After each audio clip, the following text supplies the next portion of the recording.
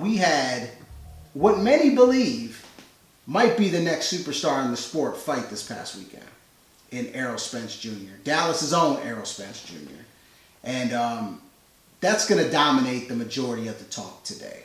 I got a lot of things to touch on there. Shawn, go ahead. You were saying something? No. I said good. I'm excited to talk Errol Spence. For sure. And I'll preface it by saying, based on the inactivity of both fighters, it was hard to really gauge exactly what this fight was going to mean. But I came away, my takeaway, just from the fight itself, not everything surrounding it, not the future of Errol Spence, not any of that, but just the fight itself, I came away with a basic notion of, you had a fighter in Lamont Peterson who hasn't looked the greatest in his last couple fights, post the Danny Garcia fight, I'd say. Been very inactive, but a tough, really good fighter. And then you have Errol Spence, who has the same inactivity issues, but he has the goods, and we know he has the goods. We're just waiting to see it, basically. We saw it, against Kell Brook, but then he didn't fight for nearly a year. And when he dominated, the Algiers of the world and whatnot, the competition obviously wasn't there. So Lamont Peterson was a fighter that I expected to lose, but I expected him to be competitive. And what I saw this past Saturday night told me enough to let me know that Errol Spence is, quote unquote, the truth. And it's not to say that Lamont Peterson was at his best. It might not even be to even say that Errol Spence was at his best.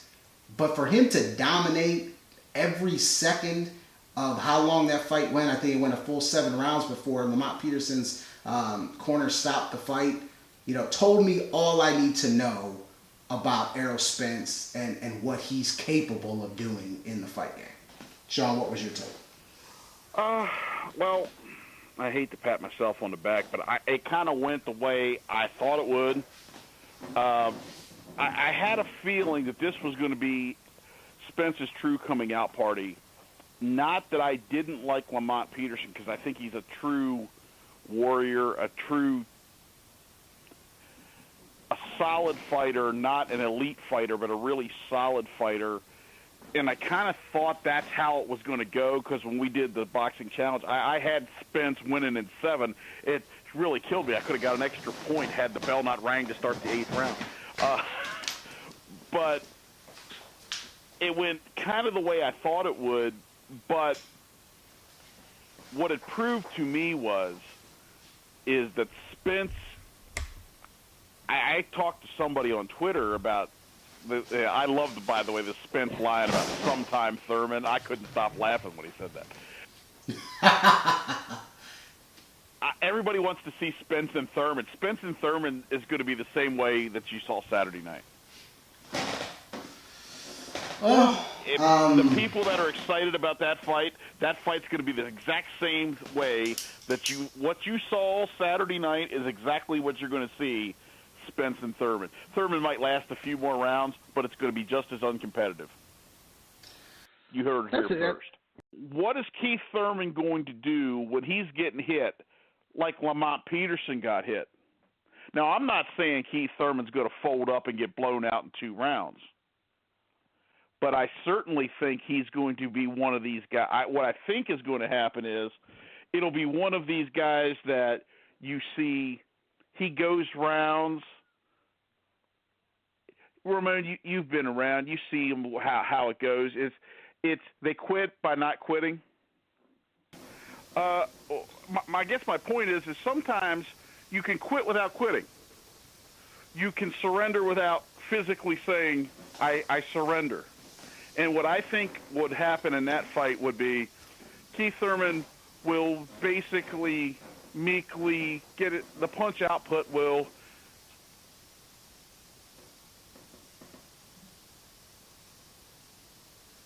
I just think that what will happen in Thurman and Spence will be Thurman will just slowly but surely, he'll quit punching, a lot more clutch and grab, a lot more, and it'll just wind up being extended beating, because I don't think what happened last night or Saturday night was Peterson never stopped trying.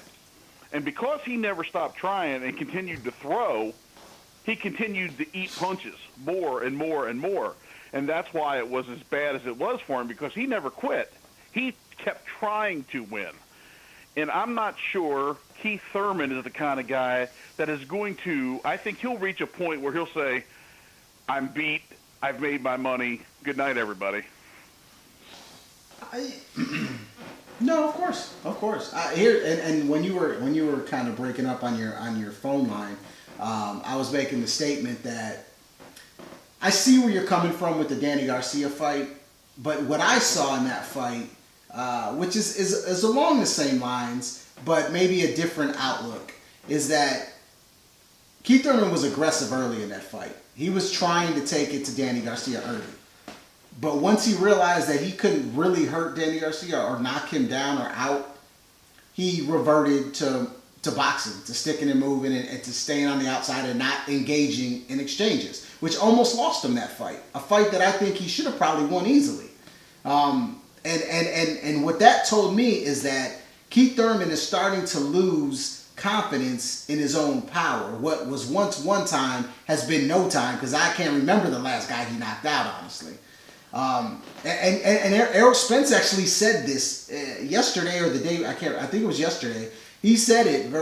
He said that, once Keith Thurman started fighting better opposition, he realized he couldn't knock him out anymore. And I think that's what you're seeing in a fight with Errol Spence. Don't get me wrong. I think Errol Spence, from what I saw this past Saturday night and against Kell Brook, is going to put a beating on Keith Thurman. I just don't. I wouldn't say yet that Keith Thurman doesn't have any heart, though, because I want to see him get beat on and quit or not want it anymore before I label him somebody who doesn't have any heart, because he's been down, he's been hurt in fights, and he's come back, granted against lesser opposition. Whenever you're in a fight with Shawn Porter, for instance, and that fight was a back and forth fight, and granted he was not the aggressor in that fight, but he never quit in that fight either. And anyone will tell you, Shawn Porter mauls you, and he puts so much pressure on you for 12 rounds. It's a testament to Keith Thurman that he was able to do as well as he was and continue to go in that fight. Now, I could also play the other side and say, well, he damn sure ain't, he hasn't given Shawn Porter a rematch, and maybe that's the reason why. Absolutely right. It's probably unfair for me to say he has no heart. That's probably unfair. But let me rephrase it, okay? Sure. This is a guy that has had really 2 times he's had to absolutely dig down, and he's had 2 times that he's had fights that, let's be honest, both of those fights could have went either way.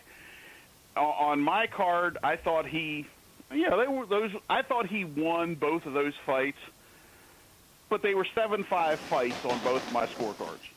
And to me, when you have 7-5 fights, they could have went either way.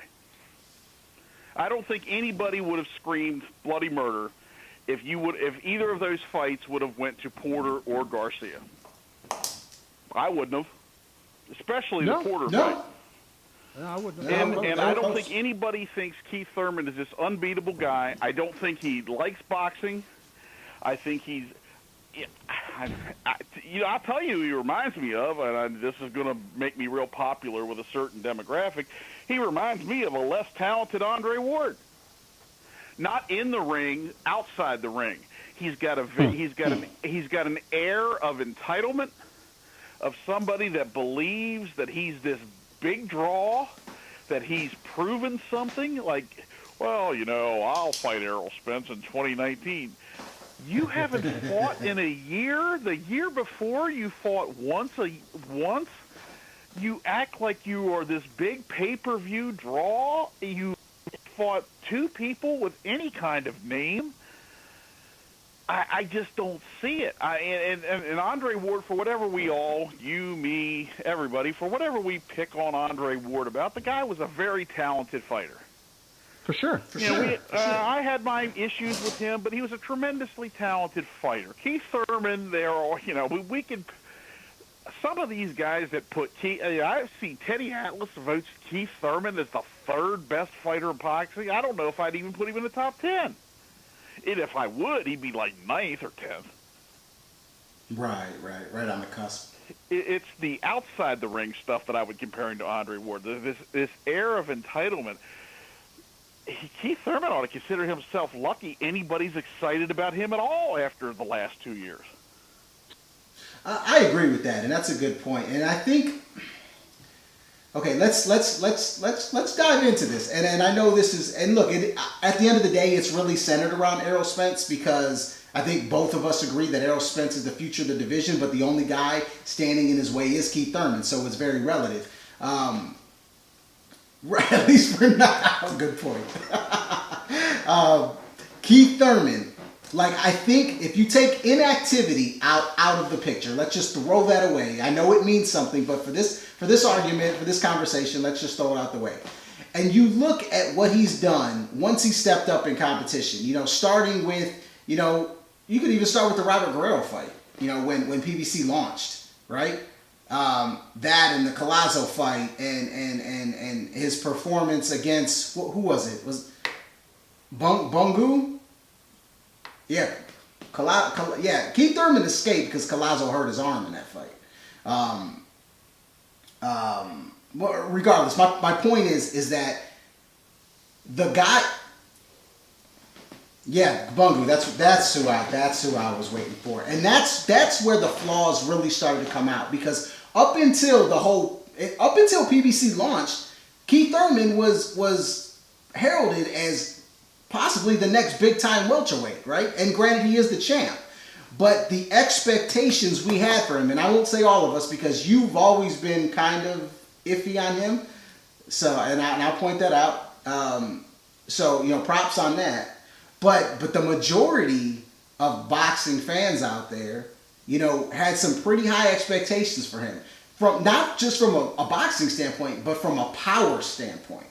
And once we realize that this guy is not the quote-unquote one-time hitter that he claims to be, a lot of that luster, a lot of that, pizzazz, that excitement, that electricity kind of dissipated. And now we're left with the guy that's inactive, that is really a boxer. I mean, at the end of the day, he's a very athletic fighter. And I think as you see him, if he continues to fight, I'll put that in quotations, you're going to see a guy that becomes more of a boxer than a boxer puncher or a puncher. And for that, if he embraces that, if he goes into, whenever he fights whatever cupcake he fights in the spring, and then let's say he fights Spence at the end of the year or early 2019, if he embraces that style of fight, and really tries to build towards that style of fighter, then he might not ever meet our expectations, but it'll give him a better opportunity to perform better against Errol Spence because he is very athletic. But if he doesn't, and he never embraces that, he's gonna get his ass whooped. Plain and simple.